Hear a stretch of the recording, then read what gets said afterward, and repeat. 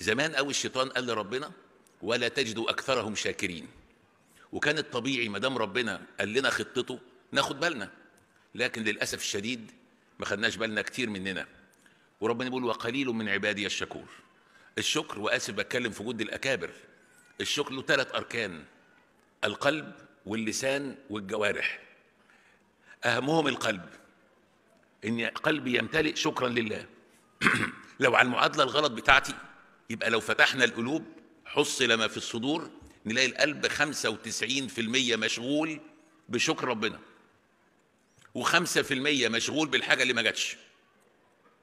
نجح الشيطان يخلي قلوبنا مشغوله 70% 80% بالحاجه اللي ما جاتش، ودون نبقى لسنا من الشاكرين.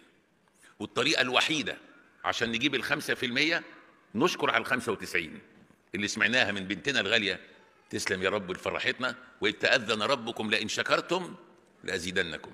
فلو ما شكرناش على ال95 انشغلنا عن الشكر بطلب ال5%، نعاقب بالآتي: أولا ربنا ما يمتعكش بال95%، تبقى راجل جوه كلية طب ومش مبسوط، اللي الناس واقفة طوابير عشان تخشها، تبقى في مركز أي حد يتمناه وأنت جوه المركز مش مبسوط، تبقى في شقة إلى آخره. قول زي ما أنت عندك شعر طويل، المفروض اللي عنده شعر طويل ده مبسوط، يحس بنعمة ربنا بالشعر، نعمة في البرد ده كلنا حاسين بيها.